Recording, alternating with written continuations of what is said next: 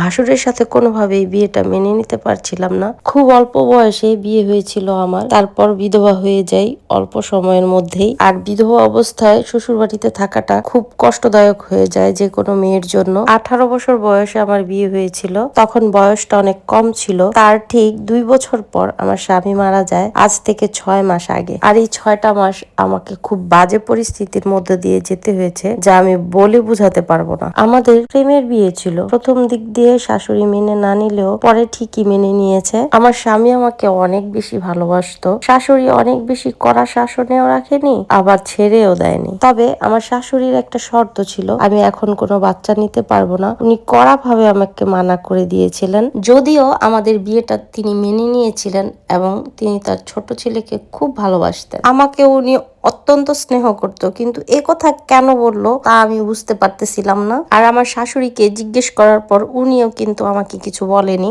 এভাবেই কাটছিল আমাদের বিয়ের সময়টা। তার 1.5 বছর পর আমার স্বামী প্রচন্ড পরিমাণে ডেঙ্গু জ্বরে আক্রান্ত হয়। হসপিটাল, ডাক্তার, ঔষধ কোনো কিছুতেই আমরা তাকে আর ধরে রাখতে পারলাম না। দিনে দিনে তার অবস্থার অবনতি হতে থাকলো, আর এক পর্যায়ে সে আমাদের ছেড়ে চলে যায়। যাওয়ার আগ মুহূর্তে সে আমাকে আমার শাশুড়ির হাতে তুলে দিয়ে যায় আর বলে যায়, মা, আমি আমার বউকে তোমার হাতে তুলে দিয়ে গেলাম। আশা করছি তুমি তাকে খুব যত্নে রাখবে আর অনেক অনেক ভালোবাসবে। পরকালে যদি এমন সুযোগ হয়, আমি আমার আমানত তোমার কাছ থেকে ফেরত চাইবো। আমার শাশুড়ি তার কথা রেখেছে। সে আমাকে বলেছে, তুমি আমার মেয়ের মতো। আমার ছেলে নেই তো কি হয়েছে, তুমি আমার ছেলের শেষ স্মৃতি হিসেবে এ বাড়িতেই থাকবে। আমি তোমাকে মেয়ের মতো করেই ভালোবাসবো। স্বামী মারা যাওয়ার বেশ কিছুদিন পর আমার বাবা ভাই আসে আমাকে নিয়ে যেতে। আমার শাশুড়ির কাছে অনুমতি চায়, বলে আমার মেয়ের বয়স তো বেশি না, আমি আমার মেয়েকে আবারও বিয়ে দিতে চাই, যদি আপনার কোনো আপত্তি না থাকে। সে সারা জীবন কাটাবে কিভাবে? আমি তখন ভাবছিলাম,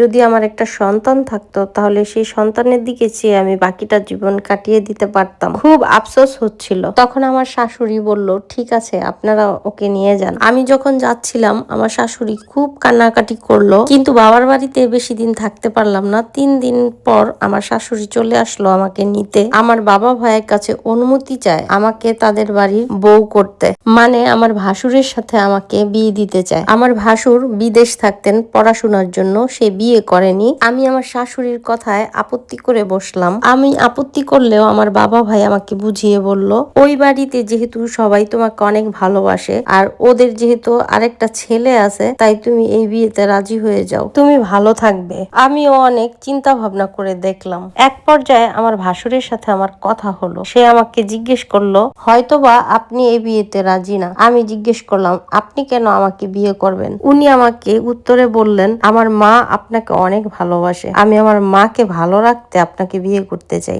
যদি আপনার কোনো আপত্তি না থাকে। আর আপনি তো আমার ছোট ভাইকে অনেক ভালোবাসতেন। সবকিছু মিলিয়ে চিন্তা ভাবনা করে দেখলাম। এক পর্যায়ে আমাদের বিয়ের সবকিছু ঠিকঠাক হয়ে গেল। বিয়ের দিনও চলে আসলো। শ্বশুর বাড়ি থেকে সবাই এসেছে নতুন বউ নেওয়ার জন্য।